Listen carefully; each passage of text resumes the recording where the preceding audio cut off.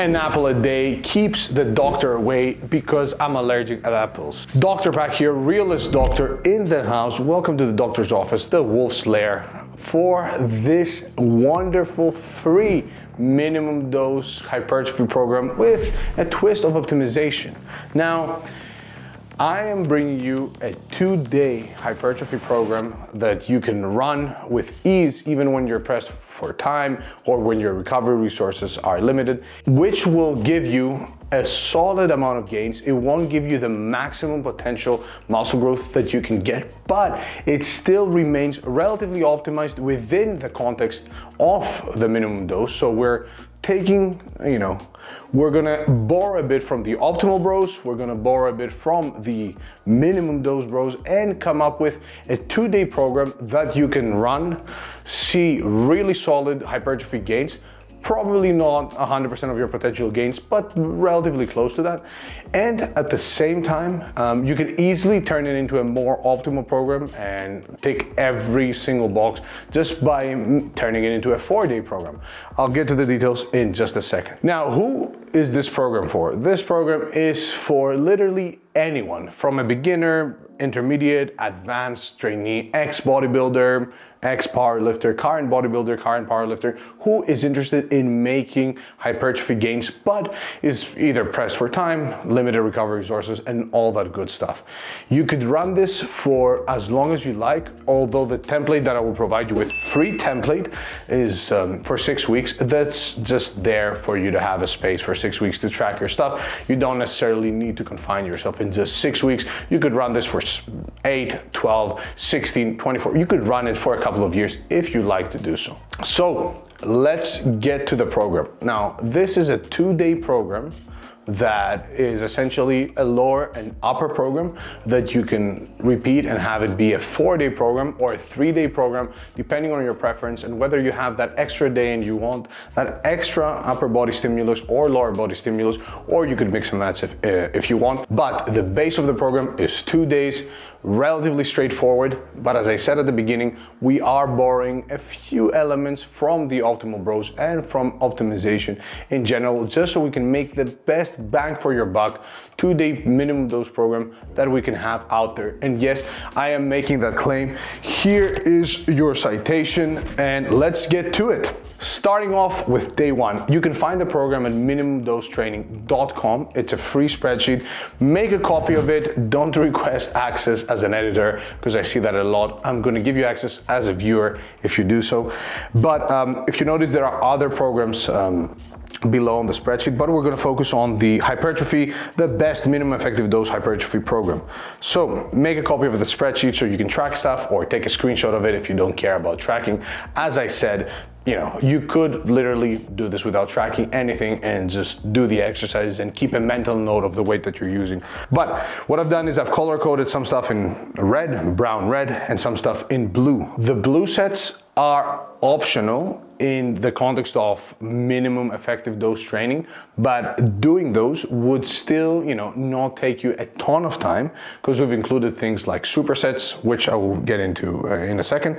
But doing those optional exercises and optional sets will still allow you to get a ton of work and be near optimal gains. Not right there, but getting close to more optimal gains without having to spend any extra days in the gym. So the idea here is you have 2 days a week, 1 lower, 1 upper. The lower day has some back work sprinkled on top of that, with plenty of flexibility as far as exercise selection goes, and optional exercises and sets if you want to spend an extra 10 to 20 minutes in the gym, because yes, you may not have time to fully optimize your training, but you still want to get as much as you can out of those 2 days that you're going to go in the gym for. So the idea here is 2 days a week. Do them whenever you like, with a day break in between, back to back, with 2 days break in between, however you like. But if you get those 2 days in, you are pretty much covered. Even if you go for the absolute minimum dose option of just doing everything that is color coded in red. So let's start with day 1. So day 1 is essentially a lower body / mini back day. But by lower body, we're not just hitting our quads and hamstrings, we're also hitting our erectors, and we are also hitting our glutes. and obviously everything else that it gets involved in any sort of leg exercise. So the first exercise we have is a squat pattern exercise. So that could be a back squat with a barbell, a hack squat, a belt squat, whatever squat pattern exercise you like doing. Now, keep in mind that if you were to not use a barbell here and you were to use a machine, that would obviously involve your erectors less, but it's not really that big of a deal because then we have a hip hinge exercise. Now, for the hip hinge, you could literally do a deadlift, a good morning, a Romanian deadlift, whatever you like. I've set both of those exercises at 3 sets each, somewhere in the 6 to 8 rep range at an RPE of 8 to 10. So keep in mind that because we're trying to maximize hypertrophy and this is literally going to be the only leg training you're going to do for the entirety of the week, including the only glute training, including the only erector training that you're going to be doing. Keep in mind that those sets need to be very, very close to failure. The rep range is set at 6 to 8, not because it is a magical rep range, but it's a relatively practical rep range for those exercises. However, if you feel like 10 to 12 is your cup of tea, or 12 to 15, or 5 to 7, literally any rep range will work just as fine if you're able to take those sets to really close to failure. I do feel that 6 to 8 reps is going to allow you to go heavy enough where and not be there for a minute repping stuff out where you're running out of breath and you're not really sure if you're close to failure or you're just getting tired. So that's why I've chosen that rep range. Be flexible with it, but I do think it's a really solid rep range for those types of exercises and for people that are interested in hypertrophy. Plus, you're going to be lifting relatively heavy weights, which will carry over to strength, which is, although it's not the main goal of this, a few people will also enjoy seeing slightly better 1RM gains off the back of that. Now, we're following with some optional exercises. So we have a superset, and superset is denoted by a red SS next to the name of the exercise. The idea is that any exercise that has the little red S's next to it, you are supposed to superset it with one another. So in this particular case, on day 1, we have leg extensions or alternative. So we fully target the quads. An alternative could be a sissy squat or a reverse Nordic curl. So we can get that rectus femoris hypertrophy, which we won't be getting from the squats necessarily, at least to the same extent.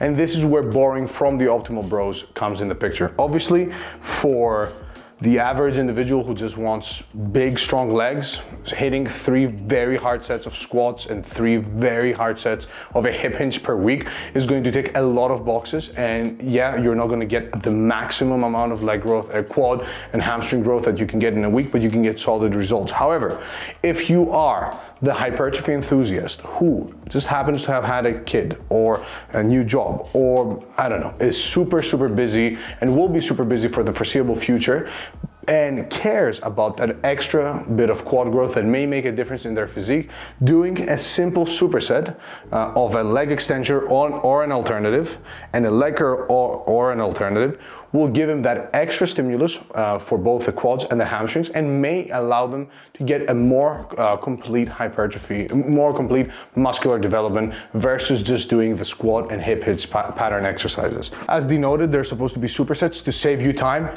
If you don't want to do the supersets and you have that extra 5 minutes, just do them as straight sets. But supersets are perfectly fine and will save you a lot of time. You're going to get a nice pump, and then you get a bit of a break from the leg work because you're following with a back exercise. So we have 2 sets of each, both at 8 to 12 reps, RP 9 to 10, so the RP is slightly higher here.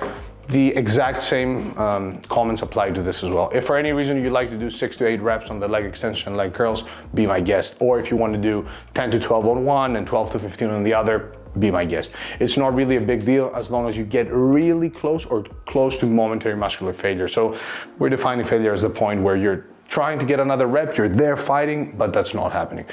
And although it may not be 100% necessary for you to get the most out of each set, because you're only doing those few sets per week for your legs, it makes sense that you take that risk, even if that extra rep at the end didn't really give you much more had you stopped a rep before. Following, we have a vertical pull exercise. So that could be chin-ups, lat pull down, or pull-ups. so you can target your lats, your upper back to a certain extent, and obviously there will be some involvement of your biceps there. And I've denoted it as a mandatory exercise for 3 sets of 6 to 12 reps at an RPE of 10. These sets are supposed to be all out. You're supposed to get a ton of stimulus for your back musculature and some for your biceps and forearms as well. And I think that if you're really pressed for time and don't really care about whether your rectus femoris is as developed as it could be, or about your hamstrings being again as completely developed as possible, you could literally just do squat pattern, hip hinge, vertical pull, and then call it a day. Following the back work, I've also added 2 optional sets of calf raises in the form of straight leg calf raises as seated calf raises, or a calf raise where you are bending your leg. That's not really going to do nearly as much for complete calf development and calf muscle growth as a straight leg variation. That could be anything. You standing and doing standing calf raises, you sat and doing them with a straight leg on the leg press, literally whatever you enjoy doing. As far as rep ranges, the same comments obviously apply to this exercise too. I've denoted 8 to 15 reps for an RP of 9 to 10. But I leave the rep range up to you if you do not like this very wide rep range, which you should like. If you don't like it, let me know why. That's day 1. On day 1, we've effectively hit a minimum effective dose and even a bit more, because the minimum effective dose is somewhere around the 1 to 3 set mark per muscle group per week. But we've hit quads, glutes, hamstrings, calves, upper back, lats, biceps, a bit of forearms, and erectors as well. And obviously there's been some involvement of your core. So day 1, you've effectively hit your quads, glutes, hamstrings, erectors, upper back to a certain extent, lats, biceps, and calves. Obviously that depends on whether you did the optional exercise as well, but even if you didn't do them, you'd still hit most major muscle groups and give them plenty of stimulus in a relatively time efficient manner. Keep in mind that this will be your only leg day of the week, your only direct leg work of the week. So even if it does take more than, let's say 40 minutes and it's a total of 1 hour in the gym, go in there, make that 1 hour count, and just tell yourself, hey, that's it. Like, if I just do this, my lower body is covered, plus plenty of stimulus for my back, for my erectors, and I've ticked a lot of boxes as far as making meaningful hypertrophy gains goes. But who cares about leg days? On to the actual training, which is our upper session, which is session 2. Now here we have the following. We have a horizontal press that could be a barbell bench press, a machine chest press, deficit push-ups, whatever you like. Obviously with the ladder, you'd have to adjust the rep range that I'm about to suggest. I've suggested 6 to 12 reps for 3 sets at an RPE of 8 to 10, meaning somewhere in the 2 to 0 repetitions in reserve mark. And that first exercise is sort of setting the scene, as it is a mandatory exercise, so you can get plenty of chest, frontal and tricep stimulus, with obviously the emphasis being on chest, because who doesn't want a big chest? Following the horizontal press, we also have a vertical press. So that could be anything in the form of an overhead press or a machine shoulder press, literally any sort of vertical press that you enjoy doing. You could use dumbbells, you could use a machine, you could use a barbell. That's set as an optional set, and that will target your front, side delts to a certain extent as well, triceps, and maybe a tiny bit of upper chest depending on how you perform these exercises, and obviously your clavicle structure. There, I've noted 2 optional sets at 6 to 12 reps at the same RPE as your horizontal press. So 0 to 2 reps in reserve, pretty intense, and a ton of stimulus for your upper body musculature. We then follow with a row exercise. So any row of your liking, that could be a deficit bent over row, a chest supported machine row, or a cable row that you can choose based on your specific goals, on whether you're trying to target your lats a bit more or your mid back, but any row variation will do here. Similarly to the previous exercise, 0 to 2 reps in reserve, pretty intense sets. For your back, you're gonna hit your lats, your mid back, your upper back, and your biceps to a certain extent by doing this exercise. 3 sets again. So, and this is another one of the mandatory exercises, mandatory in quotation marks obviously, followed by another mandatory exercise, which is a side delt exercise. Now, The reason, again, that I mentioned that we're borrowing from the Optimal Bros is that this is a minimum dose program meant for those that care about developing some sort of a physique and don't just want to, build muscle and be strong. For those people, they could literally do a bench, a horizontal and a vertical press variation, a row, and call it a day for this particular day. However, I have marked a side delt exercise as mandatory, as you're not going to be getting a ton of side delt stimulus simply from doing horizontal pressing, or even if you do the vertical pressing, that is set there as an optional exercise. After you've done that, let's assume you've done everything. You've done the optional exercise, you've hit your chest, you've hit your front delts pretty hard, your triceps, your side delts, your lats, your mid back, your upper back, your biceps, and then we have a bit more direct arm work for those who are arm fanatics and want to get those juicy arms. Now, there are 2 supersets, 2 sets each of an overhead tricep extension variation is again of your choice. If you want to do it with cables, which is an excellent option, be my guest. If you want to do it with a dumbbell, same, easy bar, whatever. Just something overhead where you are extending your arm over your head, and then any form of a bicep curl. I have suggested a Bayesian curl, an easy bar preacher curl, but you could do a machine preacher curl. Anything that allows you to get a nice stretch on your biceps and sort of biases the lengthened position. So that's day 2. So overall, you're hitting every major muscle group in your body, with the exception of potentially your abs not getting as much love because they're not getting any direct work. But you're obviously free to add exercises as you feel. So if you have time and energy and you want to do some dedicated ab work because you don't care about your calves and you want to replace that with another exercise, that's totally fine. Treat this, obviously it is a program with specific quote-unquote rules, but you can also treat it as somewhat of a framework. You don't need to necessarily lose your mind over whether you're going to add an extra exercise or not. And that's something that you can play around with depending on your specific goals. So if, let's say, your chest is a lagging body part, and at the same time you do not care about doing some extra shoulder work in the form of a vertical press, or although it's optional, you could swap that and do more chest work in the form of, let's say, push-ups or another horizontal press or some form of a fly. And you have to be somewhat lenient with exercise selection here, depending on your goals, because at the end of the day, it's not really going to make a difference whether you follow this to a T or you make slight modifications to it. The idea here is that you have some direction for the 2 days that you're going to be in the gym every week. And from then onwards, you can obviously mix and match as you see fit. So for me specifically, I would remove the calf work and add some direct ab work because I don't care about growing my calves. So for you, that may look different. It may also be that you want to do some extra side delt work and you add another couple of sets. Totally fine. You may not want to do as much dedicated quad work on day 1 and you end up doing some extra chest work on day 1. That's also totally fine. Treat this semi like a framework. Obviously try to hit at least the exercises that are marked as mandatory, because I know that a few of you will have those weeks where even the optional exercises may be too much. As long as you're hitting the mandatory exercise, you're ticking a lot of boxes as far as hypertrophy goes. To sum up, we have 2 days a week. One is an lower body focus day, but obviously your posterior chain is getting plenty of love as well.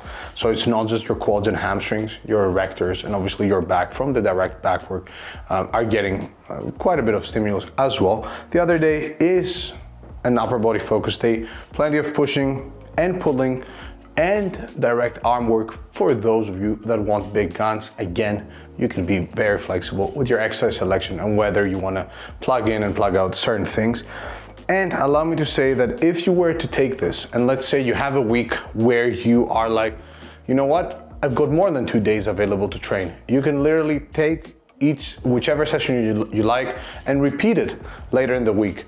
And again, you could modify it based on your preference. You could take a set out here, a set out there. You could literally take half of day 1, half of day 2, mix and match and create a hybrid day 3. Again, based on your preference, time availability, and so on and so forth. You can be very flexible with this as long as you're hitting 1 to 3, ideally 3 hard sets per muscle group per week.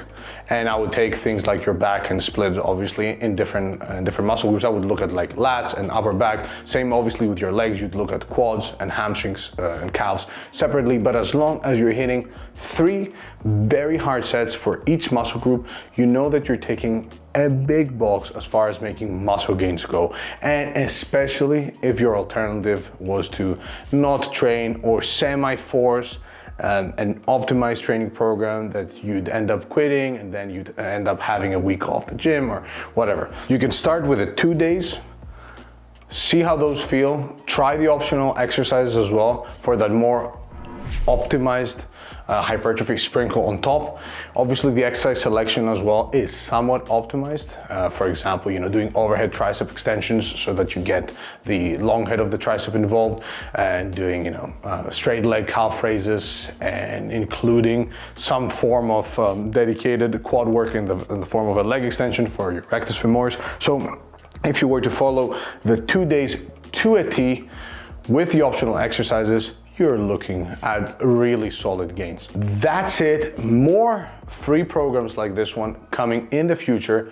Check the actual sheet down below, or go to minimumdosetraining.com, one word. Make sure you make a copy of the sheet so you can have it on your own Google Drive and track your progress if you'd like. Again, you can run this for as long as you feel necessary. That could be 3 weeks, it could be 12 weeks.